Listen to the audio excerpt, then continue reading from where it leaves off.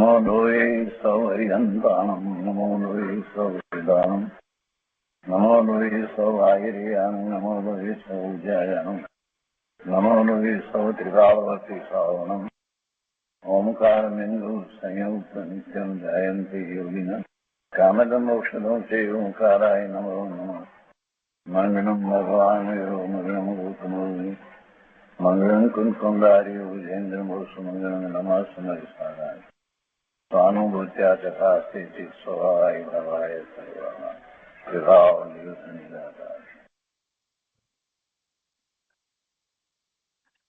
શ્રીમદ નેમિચંદ્ર સિદ્ધાંતિ દેવ રચિત દ્રવ્ય સંગ્રહનો સ્વાધ્યાય આપણે કરી રહ્યા છીએ. એમાં બૃહદ દ્રવ્ય સંગ્રહની ગાથા 50 સુધી સ્વાધ્યાય આપણે પૂરો કર્યો છે. હવે આજે 51મી ગાથા શરૂ કરીએ છીએ. શાસ્ત્રમાં અહીંયા 51મી ગાથા શીર્ષક તરીકે એમ કહ્યું કે સિદ્ધ પરમેષ્ઠિનું લક્ષણ. 51મી ગાથામાં સિદ્ધ પરમેષ્ઠિનું લક્ષણ કહેવામાં આવ્યું છે. તો સંસ્કૃતમાં ગાથા આ રીતે છે. નષ્ટ અષ્ટ કર્મમ દેહ લોકાલોકસ્ય જ્ઞાયક દ્રષ્ટા પુરુષ આકાર આત્મા સિદ્ધ જાયેત લોક શિખરસ્થ. હિન્દીમાં ગાથા આ રીતે છે. 8 કર્મ અર દેહ નશાય લોકાલોક દેખી જો જ્ઞાય પુરુષાકાર આત્મા સિદ્ધ ધ્યાવો લોક શિખર સ્થિત ઇત.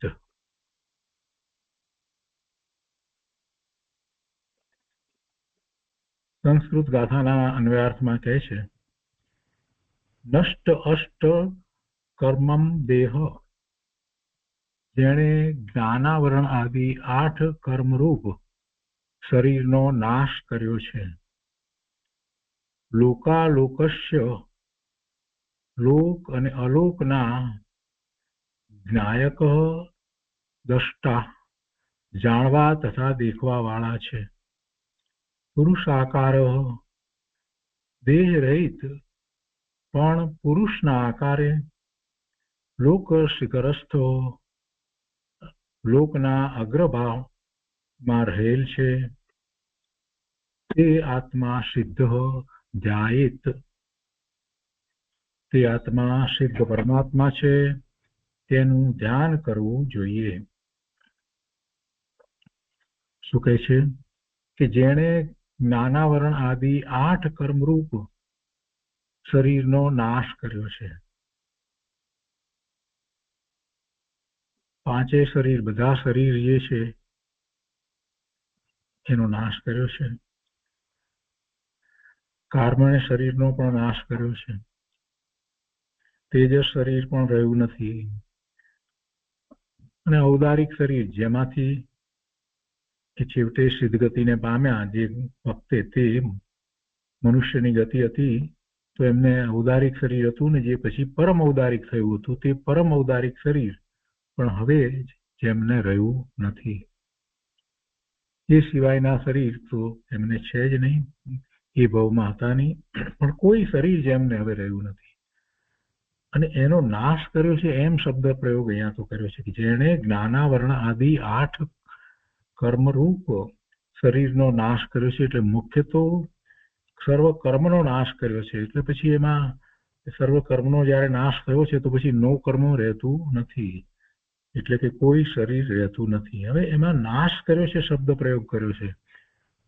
નાશ કર્યો છે અને જે કોઈ શરીર છે એ તો પૂતગળ છે. કાર્બન શરીર હોય કે તેજસ શરીર હોય, ઔદારિક હોય અને પરમ ઔદારિક થયું હોય તો પણ, અને વિક્રિય શરીર હોય કે આહારક શરીર હોય, કોઈ પણ શરીર જે છે એ તો છેવટે તો પૂતગળ છે.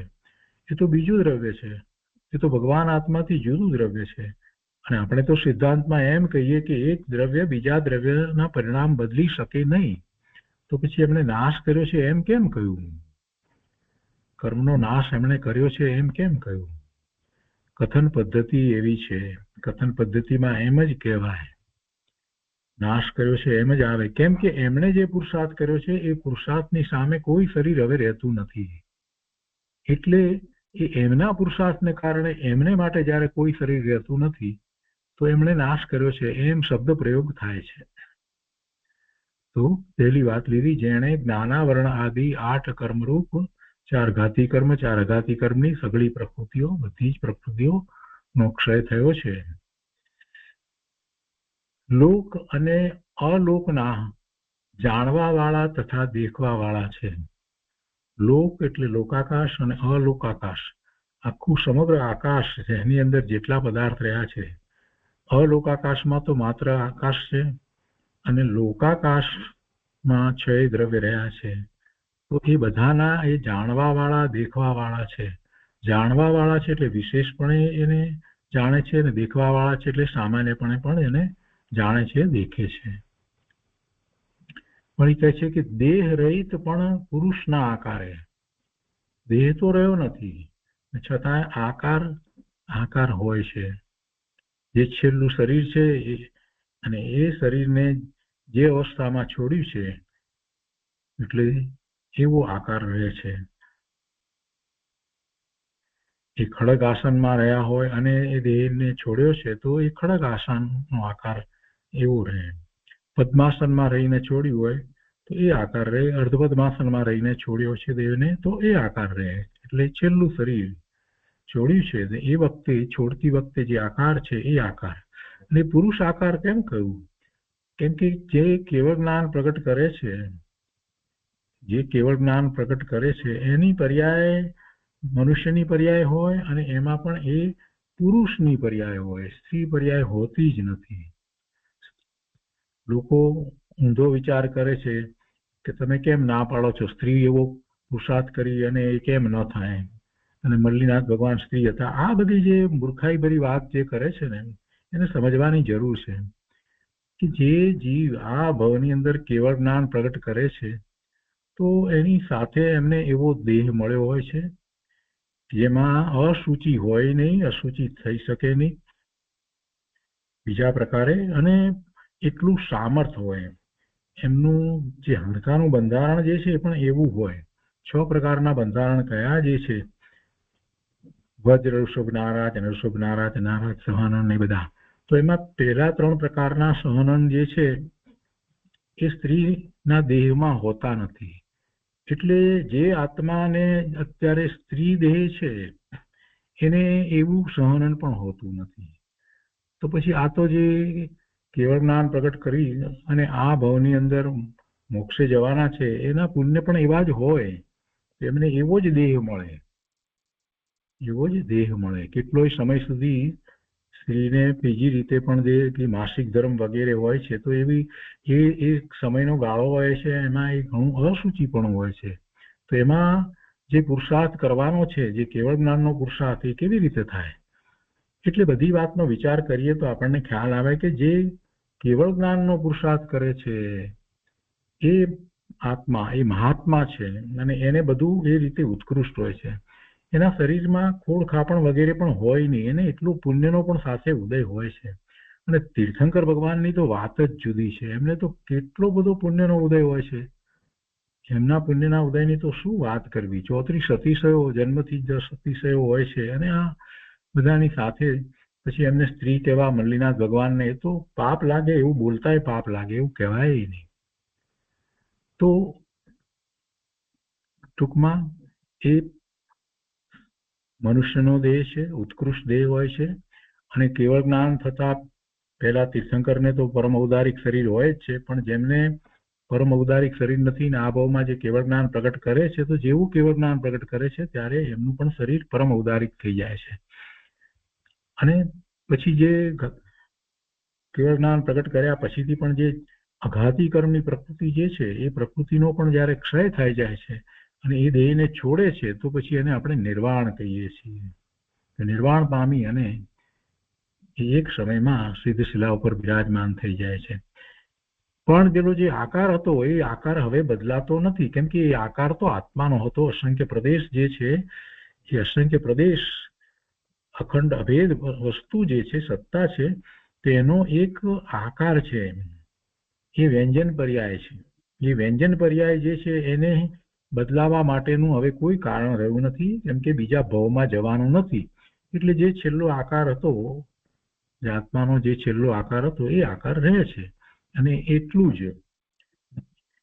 જ પરિમાણ પણ એ રીતે રહે છે. એટલે કંઈક સહેજ ન્યૂન્ય. તો દેહ રહિત પણ પુરુષના આકારે લોકના અગ્રભાગમાં રહેલ છે. તે આત્મા સિદ્ધ પરમાત્મા છે. લોક અને અલોકને જાણે છે, અને દેહ રહિત છે, પુરુષના આકારે છે, લોકના અગ્રભાગમાં રહેલ છે, સ્થિર છે. તે આત્મા સિદ્ધ પરમાત્મા છે. અને પછી મૂળ વાત ઉપર આવે છે કે તેનું ધ્યાન કરવું જોઈએ. પંચ પરમેષ્ઠીનું ધ્યાન જે છે તે શુભભાવરૂપ ધ્યાન હોય છે, અને એમાંથી જે જીવ આગળ વધી અને પોતે આત્મ ધ્યાન કરે છે. એટલે એ ધ્યાનની અહીંયા વાત કરી છે. તો એનું ધ્યાન કરવું જોઈએ. જેમ અરિહંત પરમાત્માનું વર્ણન કરી અને પછી એમ કહ્યું કે એનું ધ્યાન કરવું જોઈએ, એવી રીતે સિદ્ધ પરમાત્માનું ધ્યાન કરવું જોઈએ. ભાવાર્થમાં અહીંયા કહે છે કે 4 ઘાતિયા એટલે ઘાતી કર્મ, જ્ઞાનાવરણ, દર્શનાવરણ, મોહની અને અંતરાય, તથા 4 અઘાતિયા એટલે વેદનીય, આયુ, નામ અને ગોત્ર, એમ એ 8 કર્મોનો નાશ કરવા વાળો. વેદનીય, આયુ, નામ અને ગોત્ર અહીંયા કૌંસમાં મૂક્યું છે, અને ફરી પાછું લખ્યું છે. ઘાતિયા, આયુ, નામ અને ગોત્ર એ 8 કર્મોનો નાશ કરવા વાળા, 3 લોક અને 3 કાળના સમસ્ત પદાર્થોને દર્પણની માફક દેખવા જાણવા વાળા. દર્પણની માફક એટલે એમાં પ્રતિબિંબિત થાય છે. એ આત્માનું જ્ઞાન એટલું નિર્મળ થયું છે કે એ જ્ઞાનમાં જ્ઞેય માત્ર પ્રતિબિંબિત થાય છે. 3 કાળના 3 લોકના જ્ઞેયો એમાં પ્રતિબિંબિત થાય છે. એવા અને છેલ્લા મનુષ્ય શરીરના આકારથી કાંઈક ઓછો પુરુષ આકારે આત્માના પ્રદેશોનો આકાર ધારણ કરવા વાળા, અને લોકના અગ્રભાગમાં રહેવા વાળા પરમેષ્ઠી છે. એમનું સદા ધ્યાન કરવું જોઈએ. તો અહીંયા શાસ્ત્રમાં આટલી વાત કરી છે. હવે પૂજ્ય બ્રહ્મદેવજી ટીકામાં એનો ઘણો વિસ્તાર કર્યો છે, તે આપણે લઈએ છીએ. ગાથા 51 નો ગાથાર્થ અહીંયા કરતા કહે છે કે જેમણે 8 કર્મનો અને દેહનો નાશ કર્યો છે, જે લોકાલોકને જાણનાર અને દેખનાર છે, અને જે પુરુષાકાર છે, એવો આત્મા સિદ્ધ છે, લોકના શિખર ઉપર બિરાજમાન છે. તે સિદ્ધ પરમેષ્ઠીનું તમે ધ્યાન કરો. આચાર્ય ભગવાને ધ્યાન કરવાની વાત લીધી છે, ધ્યાન કરો. ટીકામાં પૂજ્ય બ્રહ્મદેવજી કહે છે કે અણટ્ટ અઠ્ઠ કર્મ દેહો એટલે 8 કર્મ. 8 કર્મ જે છે એનો અને દેહનો જેમણે નાશ કર્યો છે, તો એ એક શબ્દમાંથી વાત એમણે કાઢી છે કે શુભાશુભ મન, વચન અને કાયાની ક્રિયારૂપ એવો જે દ્વૈત શબ્દના અભિધેય રૂપ કર્મકાંડ, તેનો નાશ કરવામાં સમર્થ એવા પરમ જ્ઞાનકાંડ વડે, કે જે જ્ઞાનકાંડમાંથી નિજ શુદ્ધ આત્મતત્વની ભાવનાથી ઉત્પન્ન રાગ આદિ વિકલ્પ ઉપાધિ રહિત પરમ આહ્લાદ, જેનું એકમાત્ર લક્ષણ છે એવો સુંદર મનોહર આનંદ ઝરે છે, જે નિષ્ક્રિય છે અને જે અદ્વૈત શબ્દથી વાચ્ય છે, તેના વડે જ્ઞાનાવરણ આદિ 8 કર્મો અને ઔદારિક આદિ 5 શરીરોનો નાશ કર્યો હોવાથી જે નષ્ટ અષ્ટ કર્મ દેહ છે, અર્થાત જેણે 8 કર્મો અને દેહ નષ્ટ કર્યા છે એવો છે. પહેલા શબ્દનો આટલો અર્થ કર્યો છે. કેવી રીતે કર્યો છે સમજવાનું. નષ્ટ અષ્ટ કર્મ દેહ એમ થયું ને, પેલું અર્ધમાગધીમાં છે. અષ્ટ કર્મ ઓ દેહો એટલે નષ્ટ અષ્ટ કર્મ દેહ. 8 કર્મ અને દેહ, બધા પ્રકારના 5 પ્રકારના દેહનો જેમણે નાશ કર્યો છે એ વાત છે. આ પહેલી વાત લીધી. હવે કેવી રીતે નાશ કર્યો છે એ વાત આમાં તો આચાર્ય ભગવાને લીધી છે. પૂજ્ય બ્રહ્મદેવજી એનો વિસ્તાર જે કરે છે એ સમજવા જેવો વિસ્તાર છે. જ્ઞાનાવરણ આદિ 8 કર્મો અને ઔદારિક આદિ 5 શરીરોનો નાશ કર્યો હોવાથી એ જે નષ્ટ અષ્ટ કર્મ દેહ છે, અર્થાત જેણે 8 કર્મો અને દેહ નષ્ટ કર્યા છે એવો છે. તો એવા સિદ્ધ પરમાત્મા છે. આ પહેલી જે વાત કરી, તો એમાં કેવી રીતે કર્યું એને માટે અહીંયા કહે છે કે જ્ઞાનકાંડ દ્વારા એ કાર્ય કર્યું છે. જ્ઞાનકાંડમાંથી નિજ શુદ્ધ આત્મતત્વની ભાવનાથી ઉત્પન્ન, નિજ શુદ્ધ આત્મતત્વમાં એકાગ્રતાથી, ભાવનાથી એટલે એકાગ્રતાથી ઉત્પન્ન. શું એકાગ્રતાથી ઉત્પન્ન થાય? જ્ઞાનકાંડ દ્વારા, એટલે કે જ્ઞાન દ્વારા, જ્ઞાનની અભૂતપૂર્વ ક્રિયા દ્વારા.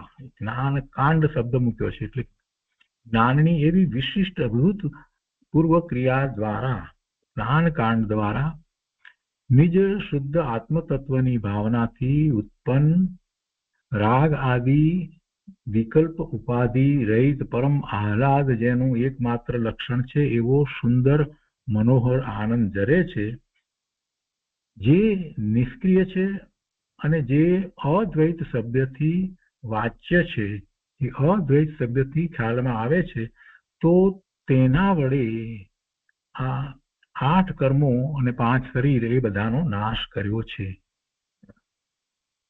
અને એમાં પછી કહે છે, આખી વાતને લઈએ તો એમ કહે છે કે શુભાશુભ મન વચન અને કાયાની ક્રિયારૂપ એવો જે દ્વૈત શબ્દના અભિધેય રૂપ કર્મકાંડ, તેનો નાશ કરવામાં સમર્થ એવા પરમ જ્ઞાનકાંડ વડે.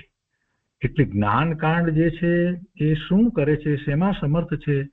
તો કે મનના વિકલ્પો શુભાશુભ અને મનની ક્રિયા, વચનની ક્રિયા, કાયાની ક્રિયા, એ બધી ક્રિયા જે છે એ ક્રિયાને બે પણ છે, દ્વૈત કહેવામાં આવ્યું છે. શુભાશુભ મન વચન અને કાયાની ક્રિયા રૂપ એવો જે દ્વૈત શબ્દના અભિધેય રૂપ, દ્વૈત શબ્દના અર્થરૂપ એ કર્મકાંડ છે.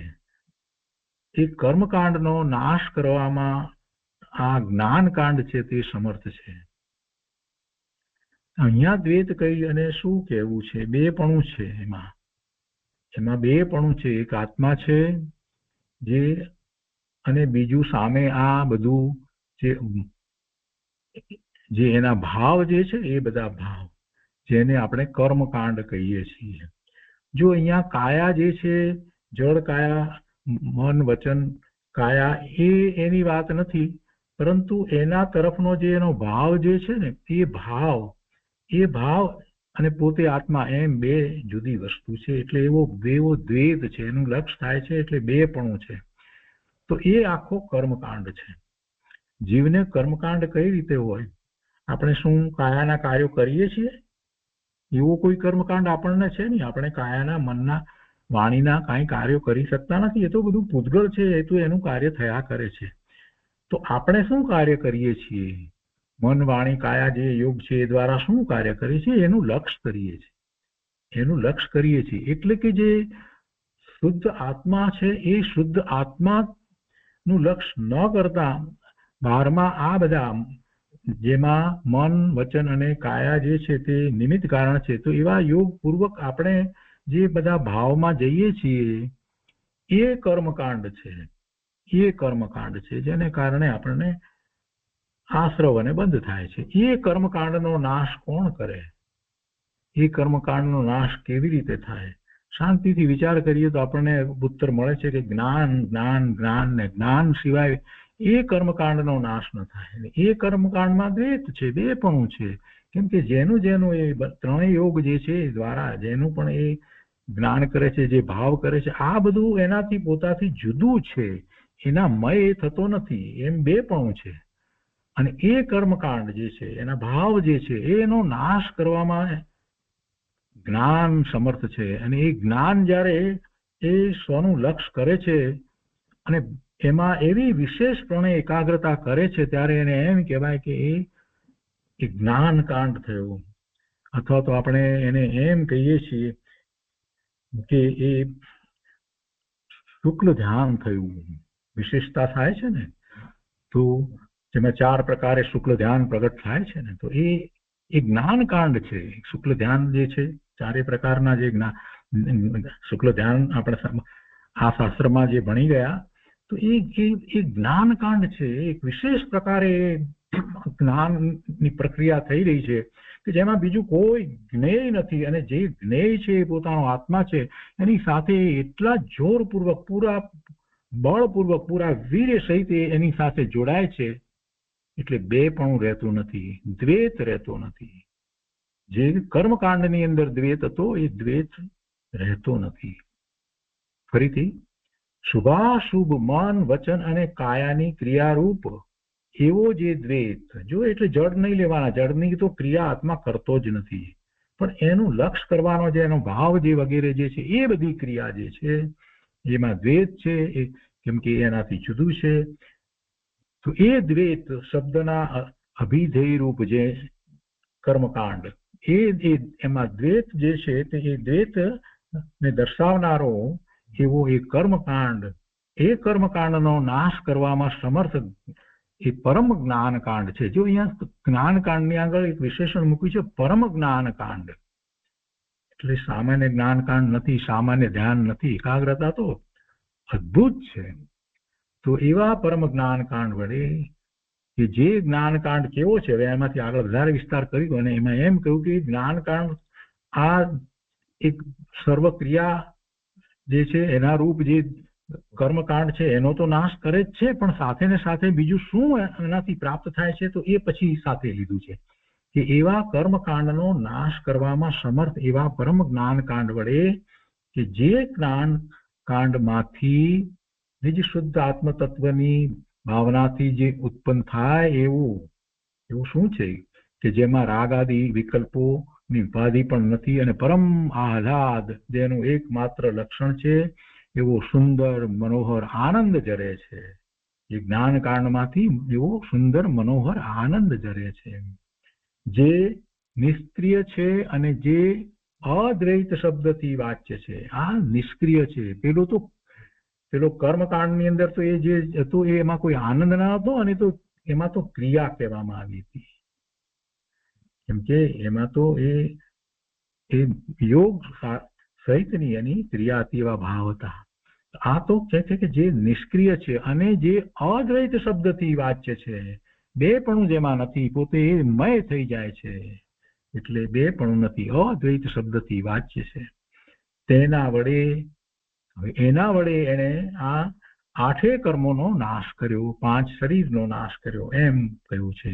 તો એના વડે જ્ઞાનાવરણ આદિ 8 કર્મો અને ઔદારિક આદિ 5 શરીરોનો નાશ કર્યો હોવાથી જે નષ્ટ અષ્ટ કર્મ દેહ છે, નષ્ટ અષ્ટ કર્મ દેહ એને કહેવામાં આવ્યો છે.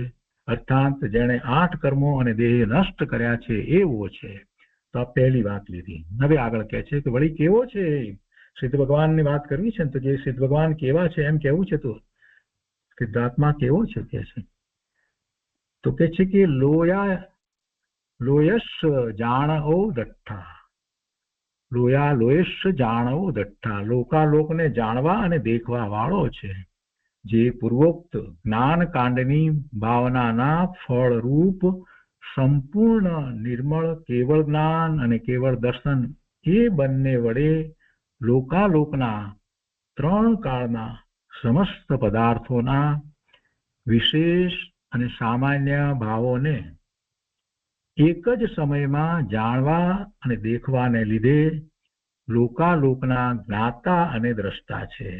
લોકાલોકના જ્ઞાતા અને દ્રષ્ટા છે એવા સિદ્ધ પરમાત્મા છે.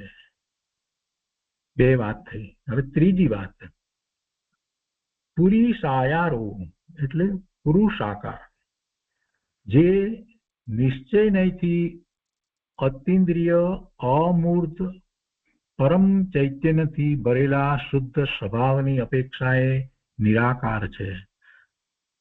જે ખરેખર તો જેને કોઈ આકાર નથી, ભગવાન આત્માને ખરેખર તો કોઈ આકાર નથી, નિરાકાર છે, જે નિશ્ચય નહીંથી અતિન્દ્રિય ઇન્દ્રિય વિનાનો અમૂર્ત મૂર્તિકપણું જેને નથી અને પરમ ચૈતન્યથી ભરેલા શુદ્ધ સ્વભાવની અપેક્ષાએ એ નિરાકાર છે, કોઈ આકાર નથી. તો પણ વ્યવહારથી ભૂતપૂર્વ નયની અપેક્ષાએ અંતિમ શરીરથી ભૂતપૂર્વ નયની અપેક્ષાએ, કેમ કે જે અત્યારે તો સિદ્ધ થયા છે, તો એ પહેલા જે શરીર હતું તો એ શરીરની વાત કરવી છે. એટલે કહે છે કે તો પણ વ્યવહારથી ભૂતપૂર્વ નયની અપેક્ષાએ અંતિમ શરીરથી, એ શરીરે ક્યાં એમનું હતું, પણ વ્યવહારથી એ શરીરની વાત લીધી છે. એ શરીર કાંઈ ભગવાન આત્માનું નથી. અત્યારે આપણે જે શરીર સાથે રહ્યા છીએ એ શરીર ક્યાં આપણું છે? ભગવાન આત્માને વળી શરીર કેવું? કોઈ શરીર ભગવાન આત્માને હોતું નથી. પણ આ વાત બેસવી બહુ અઘરી છે. એ પરમાત્મા ક્ષમા કરો.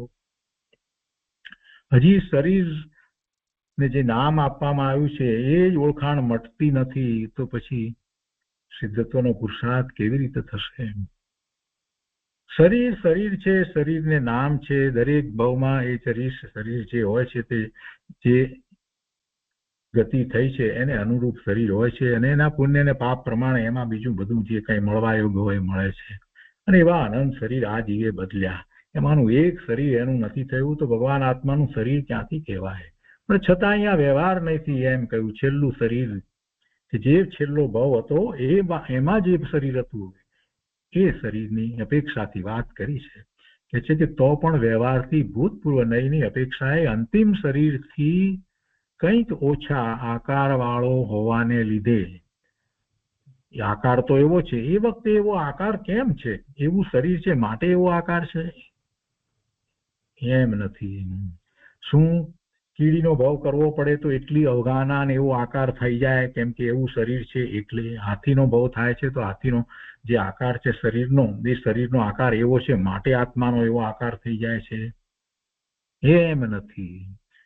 એ શરીરને કારણે આત્માનો આકાર એવો થતો નથી. આત્મા અખંડ અભેદ વસ્તુ છે. એના પ્રદેશની સંખ્યામાં કોઈ વધારો ઘટાડો થતો નથી. અસંખ્ય પ્રદેશ પ્રમાણ રહે છે, એટલી જ એની અવગાહના છે. પણ એનો સંકોચ વિસ્તાર થાય છે, અને જે આકાર થાય છે એ પ્રદેશત્વ ગુણની પર્યાય છે. અને એવી પર્યાય થવાનું કારણ પેલું શરીર નથી. આ વાતને બહુ સારી રીતે સમજવાની છે. એ શરીર એનું કારણ થઈ શકે નહીં. એને કારણે આત્માનો આકાર એવો થાય એમ નથી. શરીર વધતું જાય, મોટું થતું જાય તો એ પ્રમાણે આકાર બદલાતો જાય એમ નથી. જીવની એ આત્માની એ સમયે એવી યોગ્યતા છે એટલે એવો આકાર થાય છે. પેલું જળ એ આકારે થયું છે માટે આને એવા આકારે થવું પડે એવી અહીંયા વાત નથી. તે એની પોતાની યોગ્યતા છે. એ સમયે એવી યોગ્યતા છે એટલે એવો આકાર છે. અને એવા આકારે એ આત્મા રહ્યો છે. એ અખંડ છે, અભેદ છે, અને એ પ્રદેશત્વ ગુણની પર્યાય છે. એ સંકોચ વિસ્તાર જે કંઈ બધું થયો ને જે આકાર થયો એ આત્માના પ્રદેશત્વ ગુણની પર્યાય છે. એ જળની પર્યાય એને બદલી અને એવી ફેરફાર કરે છે એવું વસ્તુનું સ્વરૂપ નથી. શરીરનો આકાર તો શરીરને કારણે શરીર જળ છે, પરમાણુનો સ્કંદ છે, અને એનો એ આકાર જે છે એ એવો થયો છે તો સામે આત્માનો આકાર એવો થઈ જ જાય એવી વાત નથી. એ વખતે બંનેના આકાર જે છે એ સ્વતંત્ર રીતે થાય છે. બંનેનું કાર્ય એક જુદું જુદું થઈ રહ્યું છે. એટલે જે કંઈ થઈ રહ્યું છે તેમાં આત્માને સ્વતંત્ર રીતે એના પરિણામ થઈ રહ્યા છે એમ જ આપણે સ્વીકારવાનું છે. એનો આકાર બદલાઈ રહ્યો છે તો પણ એમ જ છે. એનો સંકોચ વિસ્તાર થાય છે તો પણ એનું એમ જ છે. આ વાત સમજવાની છે. કઈ છેલ્લું શરીર હતું ને એવડું હતું એટલે એમ એ સિદ્ધ ભગવાનની અવગાહના એટલી છે એમ અર્થ કરવાનો નથી. ઠીક છે, વ્યવહારથી અથવા ઉપચારથી એમ કહેવામાં આવે, વ્યવહારથી અથવા ઉપચારથી આપણે એમ પણ કહીએ કે જે ઋષભદેવ ભગવાન છે એમનો દેહ હતો એ 500 ધનુષ્યનો દેહ હતો. તો જયારે નિર્વાણ પામ્યા તો જે સિદ્ધ શિલા ઉપર બિરાજમાન હશે તો એ આત્માની જે પર્યાય જે છે, આત્માની જે પ્રદેશતત્વ ગુણની પર્યાયને જે આકાર જે છે એ પ્રમાણે એટલી અવગાહના હશે. અને મહાવીર સ્વામી ભગવાનનો દેહ જે છેલ્લો દેહ હતો એ 7 હાથનો હતો, તો પછી એમની અવગાહના એટલી હશે તો એ પ્રમાણે સિદ્ધશિલાઓ પર એ દેહનું એની અવગાહના એટલી હશે એમ આપણે જયારે કહીએ છીએ. પણ ત્યારે અંતરમાં એ ભાવને પકડવાનો છે સાથે ને સાથે કે એ છેલ્લા દેહને કારણે નહીં પણ એ આત્માની યોગ્યતાને કારણે એ વખતે પણ એ વાત છોડવાની નથી કે એ આત્માની યોગ્યતા એવી હતી એટલે એવો આકાર, એટલું પરિમાણ, એટલી અવગાહના, એ બધું હતું. આ વાતને હંમેશા રાખવાની છે. કોઈ બે દ્રવ્ય વચ્ચે કર્તા કર્મ સંબંધ હોતો જ નથી. બસ આટલી વાત મહત્વની છે. એટલે કોઈ એને બદલે, આકારને બદલે શરીર એટલું હતું એ પ્રમાણે એટલે એવો આકાર થયો એવી કોઈ વાત હોતી નથી. એ એની યોગ્યતા છે, એ આત્માની પોતાની એવી યોગ્યતા છે. અને એવી યોગ્યતા જે છે તો એ વખતે પ્રદેશતત્વ ગુણની પર્યાય એવી છે, એવો આકાર થયો છે. અહીંયા કહે છે કે તો વ્યવહારથી ભૂતપૂર્વ નયની અપેક્ષાએ અંતિમ શરીરથી કંઈક ઓછા આકાર વાળો હોવાને લીધે, અને પછી કેવો એ ખ્યાલમાં આવે એટલા માટે આપણને સમજાવે છે. કેમ કે આત્મા જે છે એ ઇન્દ્રિય દ્વારા તો ખ્યાલમાં આવતો નથી. એટલે હવે જે સમજાવવું છે કેવી રીતે સમજાવે, તો કે છે કે મીણ વિનાના તેના બીબા વચ્ચેના પૂતળાની જેમ. આપણે મીણ ના અનેક આકાર બનાવવા હોય ને તો એને માટે આપણે બીબું બનાવ્યું હોય અને એની અંદર મીણ ભરીએ અને પછી એ કાઢીએ ત્યારે એ મીણનો એવો આકાર થઈ જાય. મીણબત્તી બનાવતા હોય એવા જુદા જુદા આકારની કે કંઈક, તો એ જે બીબું બનાવ્યું હોય બીબું ખાલી હોય છે. તો બીબા જે ખાલી જે છે એ આકાર એમ સમજાવવું છે. મીણ વિનાના તેના બીબા વચ્ચેના પૂતળાની જેમ એક રીતે સમજાયું. અથવા છાયાના પ્રતિબિંબની જેમ પુરુષ આકાર છે, એવો પુરુષ આકાર છે. એટલે વાત પૂરી કરી અને પછી કહે છે કે અપ્પા એવા લક્ષણ વાળો આત્મા તે કેવો કહેવાય છે, એ સિદ્ધ કહેવાય છે.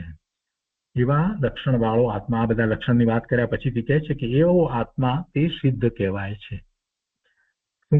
લક્ષણની વાત કરવામાં આવી, જેને સર્વકર્મનો 8 કર્મનો નાશ કર્યો છે, જે લોકાલોકને જાણે છે અને જે પુરુષ આકારે છે. આ 3 વાત કરી અને પછી કે છે એવો આત્મા, એવા લક્ષણ વાળો આત્મા તે સિદ્ધ કહેવાય છે. તે કેવો કહેવાય છે? સિદ્ધો. હવે સિદ્ધોની વાત કરે છે. સિદ્ધ એટલે અનેક પ્રકારની સિદ્ધિ લૌકિકમાં પણ જોવામાં આવે છે, પણ એ સિદ્ધિની વાત નથી, એવી સિદ્ધિની વાત નથી. જેમ કે અંજન સિદ્ધ એટલે આંખમાં એવું અંજન કરે એટલે એ બીજાઓને દેખાય નહીં વગેરે, એવી સિદ્ધિ હોય છે. પાદુકા સિદ્ધ, એવા એને એવી પાદુકા જે છે એ પહેરી લે એટલે ઉડી શકે વગેરે. જે ગુટિકા સિદ્ધ એટલે એવી જાતની ગુટિકા લેવાથી એ પોતે અદ્રશ્ય થઈ શકે કે નાનો મોટો થઈ શકે વગેરે. ખડગ સિદ્ધ એટલે એવી તલવાર હાથમાં લેતાની સાથે આખા સૈન્ય ઉપર ફરી વળે કે એવી જાતની સિદ્ધિ વગેરે. અને માયા સિદ્ધ, અનેક પ્રકારની માયા કરી શકે, નાના મોટા રૂપ કરી શકે. તો આ બધી જે સિદ્ધિ જે છે એ સિદ્ધિની વાત નથી. કહે છે કે અંજન સિદ્ધ, પાદુકા સિદ્ધ, ગુટિકા સિદ્ધ, ખડગ સિદ્ધ અને માયા સિદ્ધ આદિ લૌકિક સિદ્ધોથી વિલક્ષણ કેવળ જ્ઞાન આદિ અનંત ગુણોની પ્રગટતા જેનું લક્ષણ છે એવો સિદ્ધ કહેવાય છે. અને પછી આગળ કહે છે જાયેહ લોય સિંહત્થુ. હે ભવ્યો, તમે જોયેલા, સાંભળેલા અને અનુભવેલા પંચેન્દ્રિય ભોગ આદિના સમસ્ત મનોરથ રૂપ અનેક વિકલ્પ સમૂહના ત્યાગ વડે મન વચન કાયાની ગુપ્તિ જેનું લક્ષણ છે એવા રૂપાતી ધ્યાનમાં સ્થિર થઈને લોકના શિખર ઉપર બિરાજમાન પૂર્વોક્ત લક્ષણવાળા સિદ્ધ પરમેષ્ઠીનું ધ્યાન કરો. એનું ધ્યાન કરો એમ કે છે. એ ભવ્યો, તમે જોયેલા, સાંભળેલા, અનુભવેલા પાંચે ઇન્દ્રિયના ભોગ વગેરે જે છે, સમસ્ત ભોગ આદિના સમસ્ત મનોરથ પણ, એની ઈચ્છાઓ વગેરે ભોગવ્યું છે, નથી ભોગવ્યું, ભોગવવાના ભાવ જે છે એ બધું, એ બધા વિકલ્પો, એ સમસ્ત વિકલ્પ સમૂહનો ત્યાગ કરીને મન વચન કાયાની ગુપ્તિ જેનું લક્ષણ છે એવા. જો મન વચન કાયાની ગુપ્તિ વિના ખરેખર ધ્યાન થતું નથી. મન વચન કાયાની ગુપ્તિ જેનું લક્ષણ છે એવા રૂપાતીત ધ્યાનમાં સ્થિર થઈને. મન વચન કાયાની ગુપ્તિ એટલે મન સાથે પણ પોતે જોડાતો નથી, વચન અને કાયાની સાથે એનું જ્ઞાન જોડાતું નથી, અને પછી મન સાથે પણ જોડાતું નથી, ત્યારે એ જ્ઞાનનો ઉપયોગ સ્વ સાથે જોડાય છે. જ્યાં સુધી એ કાયાને સ્થિર કરે છે, ઇન્દ્રિયો તરફ લક્ષ નથી કરતો, કાયા તરફ લક્ષ નથી કરતો, વાણી કરતો નથી, વાણી કરવાનો ભાવ નથી, તો ત્યાં એ તરફથી તો એનો ઉપયોગ પાછો વાળ્યો છે, પણ હજી મન સાથે જોડાયેલો રહ્યો છે. અને એમાં એને જે વિકલ્પ ચાલી રહ્યા છે એ વિકલ્પ અને મનમાં તો મનમાં કેટલું બધું પડ્યું છે, કેટલી બધી સ્મૃતિ વગેરે છે, તો એ બધા સાથે જ્યાં સુધી જોડાયો છે ત્યાં સુધી ધ્યાન થતું નથી. એ ઉપયોગ ત્યાંથી પણ સ્વ તરફ વળે ત્યારે એ મનોગુપ્તિ થઈ એમ કહેવામાં આવે છે. તેવું મન વચન કાયાની ગુપ્તિ જેનું લક્ષણ છે એવા રૂપાતીત, પછી એમાં રૂપ કોઈ ચિંતન પણ નથી, એવા રૂપાતીત ધ્યાનમાં સ્થિર થઈને લોકના શિખર ઉપર બિરાજમાન, જે પહેલા વર્ણન કરવામાં આવ્યું એવા લક્ષણવાળા, પૂર્વોક્ત લક્ષણવાળા સિદ્ધ પરમેષ્ઠીનું ધ્યાન કરો. અને આ રીતે અશરીરી સિદ્ધ પરમેષ્ઠીના વ્યાખ્યાન રૂપ આ ગાથા પૂરી થઈ. સિદ્ધ પરમાત્મા એ ઇન્દ્રિય જ્ઞાનનો વિષય નથી, કઈ દ્રષ્ટિમાં આવે નહીં. સિદ્ધ શિલાઓ પર બધા જ એવા સિદ્ધ ભગવાન જે છે તે બિરાજમાન છે, અને ત્યાં આપણે પહોંચી તો શકતા નથી, પણ એ કઈ દ્રષ્ટિનો વિષય પણ થઈ શકતો નથી, એ માત્ર જ્ઞાનનો વિષય છે. એટલે સિદ્ધ પરમાત્મા વિશેનો જે આપણો ખ્યાલ છે એને દ્રઢ કરવા માટે તો આપણને તીર્થંકર ભગવાન કેવળી પરમાત્માની દિવ્ય ધ્વનિ જે છે એ જ એકમાત્ર કારણ છે. અને સમ્યક દર્શન થયા પછીથી એ બધું સમ્યક થઈ જાય છે. તો આ 51મી ગાથા આ રીતે પૂરી થાય છે.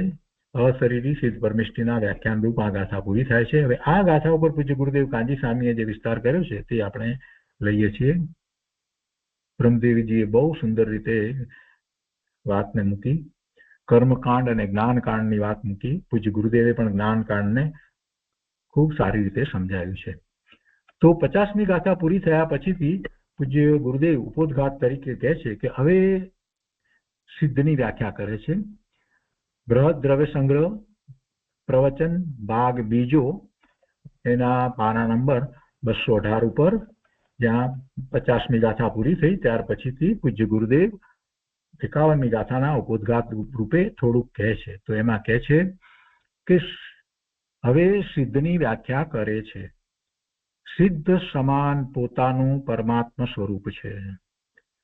સિદ્ધ સમાન પોતાનું પરમાત્મા સ્વરૂપ છે. ત્યાંથી તો ગુરુદેવે ઉપાડ્યું છે. જુઓ ને કેટલી બધી વાત છે. ઓહો, દરેક સમયે ગુરુદેવ તો પોતાના આત્માને સિદ્ધ સમાન શુદ્ધ પૂર્ણ પવિત્ર જ માનતા હતા, ગણતા હતા. એવું જ એમનું તો સ્વરૂપ વિશેનું એવું જ અવલોકન હતું, એવી જ શ્રદ્ધા હતી. એટલે પહેલી જ વાત આવી સિદ્ધ સમાન પોતાનું પરમાત્મા સ્વરૂપ છે. સિદ્ધ સમાન સદાપદ મેરો, સિદ્ધ સમાન સદાપદ મેરો. સિદ્ધમાં છે તે મારામાં છે, અને સિદ્ધમાં નથી તે મારામાં નથી, એવી પ્રતીતિ કરે છે. જો આપણે પણ ઘણી વાર કેટલીક વાત સમજમાં ના આવે ત્યારે આપણે માસ્ટર કી તરીકે વાત કરીએ છીએ ને, કે પ્રશ્ન કરવો કે એ સિદ્ધમાં છે, જો સિદ્ધમાં નથી તો મારામાં નથી, ને સિદ્ધમાં છે તો મારામાં છે. ગુરુદેવ અહીંયા કહે છે કે સિદ્ધમાં છે તે મારામાં છે, અને સિદ્ધમાં નથી તે મારામાં નથી, એવી પ્રતીતિ કરે છે. તે સિદ્ધનું ધ્યાન કરનારો છે. તેનું ધ્યાન પરમ સમરસી ભાવ છે. તે રૂપાતીત નામક નિશ્ચય ધ્યાન છે. તે રૂપાતીત નામક નિશ્ચય ધ્યાન છે. એટલે સિદ્ધ પરમાત્માનું ધ્યાન કરતો થકો એ સ્વ તરફ જ્યારે વળી જાય છે ત્યારે એને એવું ધ્યાન થાય છે, રૂપાતીત ધ્યાન થાય છે. પહેલા નિર્ણય કર્યો છે પોતાના સ્વરૂપનો, પોતે સિદ્ધ સમાન શુદ્ધ પૂર્ણ પવિત્ર છે, એને એવું ધ્યાન થાય છે. અન્યથા કાંઈ એવું ધ્યાન થતું નથી.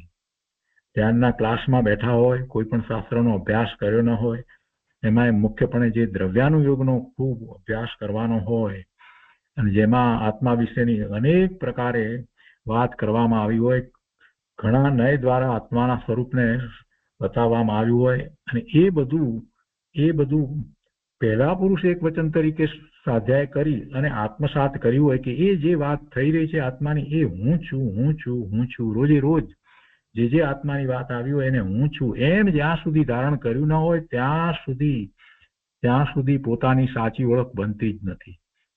એટલે આમ કઈ ધ્યાનના ક્લાસ કરી નાખીએ એટલે કઈ ધ્યાન થઈ જાય એવું હોતું નથી. એ બધા મનના વિકલ્પોમાં જ રહે છે અને એને એમ છે કે ધ્યાન છે, એમ ધ્યાન થતું નથી. કેમ કે ઉપયોગ ક્યાં જશે? ઉપયોગ ક્યાં જશે?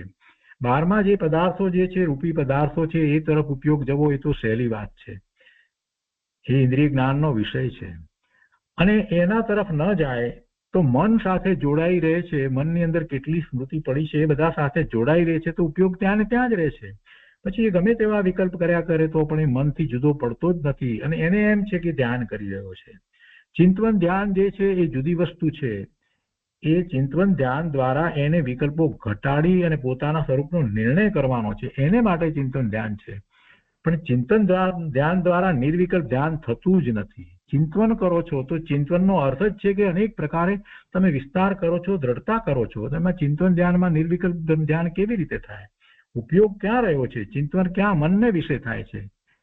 તો ઉપયોગ તો મનને વિશે રહ્યો છે અને એને કેટલાક લોકો ધ્યાન સમજી રહે છે. ના, એમ નથી. એવું વસ્તુ સ્વરૂપ જ નથી. ધ્યાનની વાત આજકાલ બધા કરવા માંડ્યા છે અને અનેક પ્રકારે બધા ક્લાસ ને આન તે ને બધું ચાલે છે. પણ ભાઈ, સૌથી પહેલી કાંઈ જરૂરિયાત હોય તો કેટલાય વર્ષો સુધી ખૂબ સારી રીતે શાસ્ત્ર અભ્યાસ કરવો જોઈએ. અને સીધો દ્રવ્યાનુયોગના શાસ્ત્રનો અભ્યાસ થઈ શકતો નથી. એકલો એનો અભ્યાસ કરવા જાય તો નિશ્ચય આભાસી થઈ જાય. એટલે સાથે ચરણાનુયોગના વિષયનો અને જરૂરી છે એટલા કર્ણાનુયોગના વિષયોનો પણ એને અભ્યાસ કરવો જ પડે. એ બધું કર્યા પછીથી આત્માનો નિર્ણય સાચો નિર્ણય થયો છે. જેવો છે તેવો આત્મા અનેક અપેક્ષાએ એને જાણ્યો છે અને પછી સમયસાર જેવા શાસ્ત્રોનો અભ્યાસ કરે છે ત્યારે એને દ્રષ્ટિનો વિષય શું છે એની ખબર પડે છે. અને આ બધા અભ્યાસ દરમિયાન એણે એ જે વાત આત્મા વિશેની આવી છે એ બધી વાતને એણે પોતાની ઉપર સ્થાપી છે કે એ હું છું, એ જ મારું સ્વરૂપ છે. ત્યારે પોતાની ઓળખ એવી ઊભી થઈ છે કે આ હું. આત્મા શબ્દ આવતા જ પોતાને જ વિચારે છે. જેમ અહીંયા ગુરુદેવ કહે છે કે સિદ્ધ સમાન પોતાનું પરમાત્મા સ્વરૂપ છે. કેવી વાત આવે? સીધી વાત જ જયારે આ વાત એવી રીતે ગુરુદેવને આવતી હોય એનો અર્થ શું છે? ગુરુદેવ પોતાને શું માની રહ્યા છે આપણને આના ઉપરથી ખ્યાલમાં આવે છે. તો એવું જયારે દ્રઢ થઈ જાય, પોતાની ઓળખ એવી ઊભી થઈ જાય, ત્યારે એ ઉપયોગ મન તરફથી પલટી અને સ્વ તરફ જઈ શકે છે. અન્યથા મનના વિકલ્પમાં જે રહે છે. એટલે ધ્યાન એ કોઈ સામાન્ય વાત નથી. ખૂબ પુરુષાર્થ જોઈએ છે. પહેલા એટલો બધો પુરુષાર્થ કર્યો હોય એ જ સાચું ધ્યાન કરી શકે છે. જેને આત્માની દ્રઢતા એવી થઈ છે, પોતાના સ્વરૂપની એવી દ્રઢતા થઈ છે, એ જ ધ્યાન કરી શકે છે. અહીંયા તો રૂપાતીત ધ્યાન સુધીની વાત લીધી છે. કે છે કે તે રૂપાતીત નામક નિશ્ચય ધ્યાન છે. તે રૂપાતીત ધ્યાનના પરંપરા કારણભૂત મુક્તિને પ્રાપ્ત થયેલા સિદ્ધ પરમેષ્ઠી છે. તે રૂપાતીત ધ્યાનના પરંપરા કારણભૂત મુક્તિને પ્રાપ્ત થયેલા સિદ્ધ પરમેષ્ઠી છે. એટલે એ ધ્યાન કરતા કરતા આગળ વધી અને છેવટે એ સિદ્ધ પરમાત્મા થાય છે.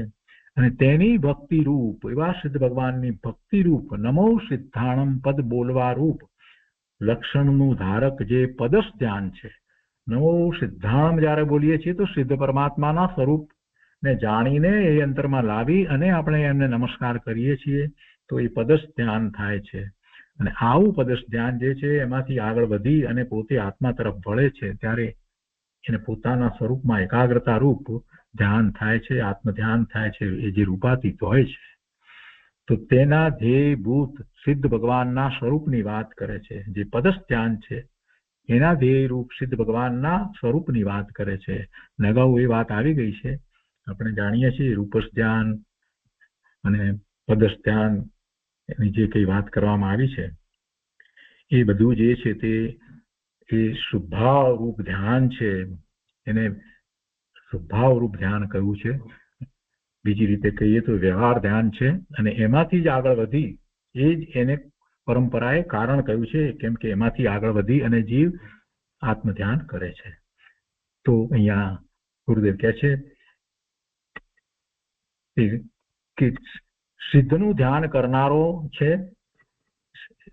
અહીંયા પહેલેથી આખી વાત ફરીથી વાંચીએ તો ગુરુદેવ કહે છે કે સિદ્ધ સમાન પોતાનું પરમાત્મા સ્વરૂપ છે, સિદ્ધ સમાન સદાપદ મેરો, સિદ્ધમાં છે તે મારામાં છે અને સિદ્ધમાં નથી તે મારામાં નથી, એવી શ્રદ્ધા પ્રતીતિ કરે છે તે સિદ્ધનું ધ્યાન કરનારો છે, અને તેનું ધ્યાન પરમ સમરસી ભાવ છે.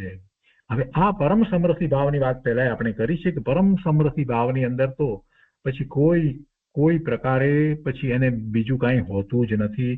એ પૂતગળ હોય તો પૂતગળની અંદર કોઈ એને ભેદ પડતા નથી, બધે પરમાણુ દેખાય છે. જીવ છે તો જીવમાં એની પર્યાયને જોઈને એને કાંઈ ભેદ પડતા નથી કે આ હાથી છે ને માણસ છે ને આ કાંઈ, કે એવા કોઈ ભેદ પડતા નથી. જીવ માત્ર જીવ જ દેખાય છે.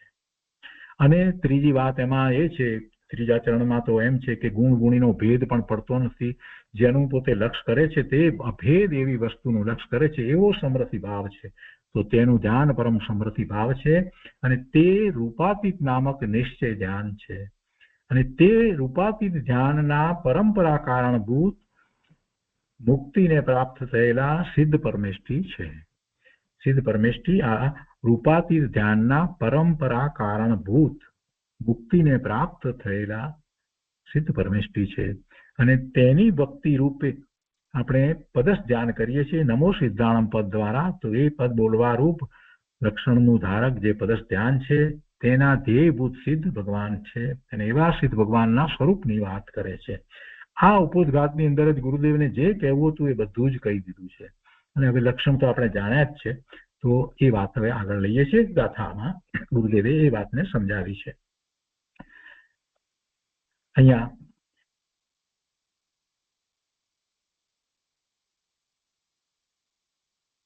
દેહ જેને લોકાકાશ અને અલોકાકાશને જાણવા દેખવાવાળા પુરુષના આકારે અને લોકના શિખર પર બિરાજમાન એવા જે આત્મા છે તે સિદ્ધ પરમેષ્ઠી છે, એ કારણે તમે એમનું ધ્યાન કરો. વળી કેવા છે સિદ્ધ ભગવાન? છે કે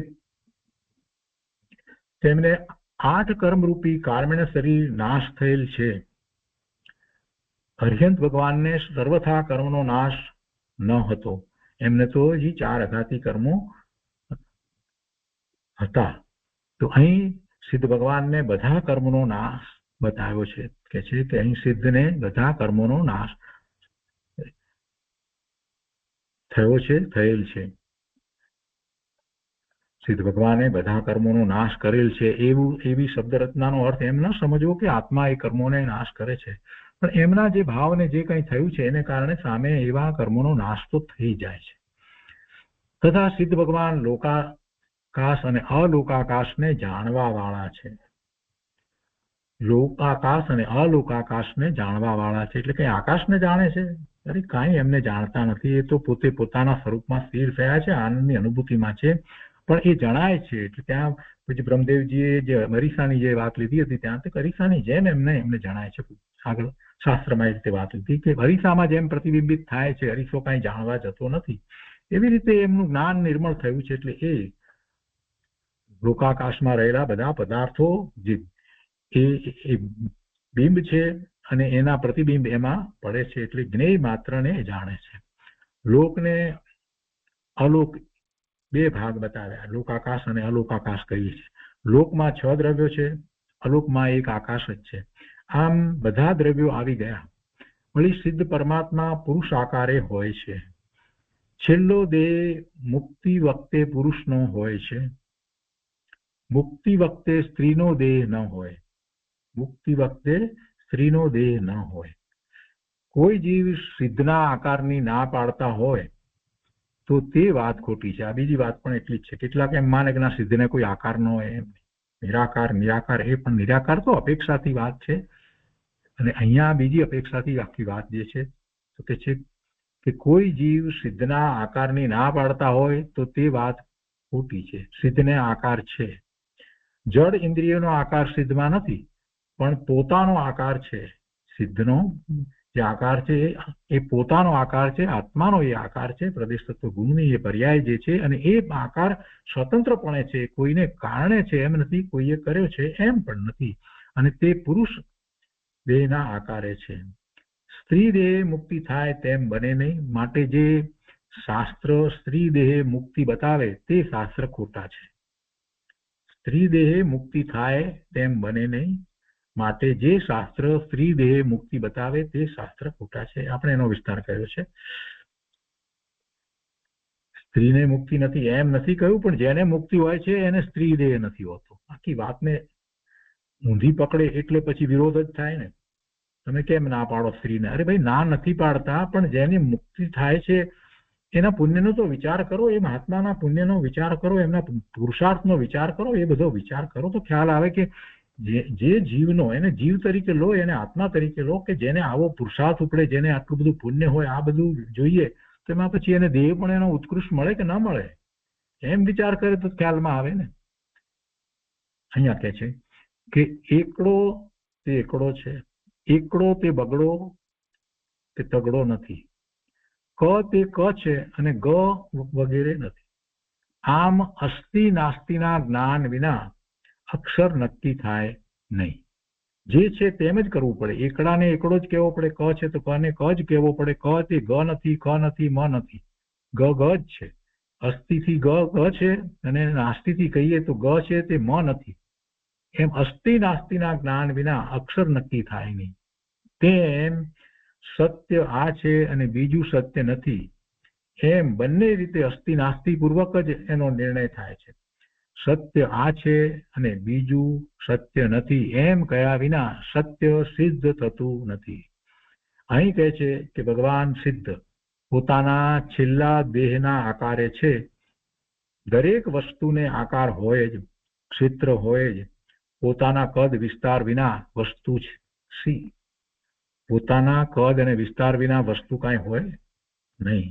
વસ્તુ છે તો એને પોતાનું કદ છે, એને એનો વિસ્તાર છે, માટે સિદ્ધને આકાર છે.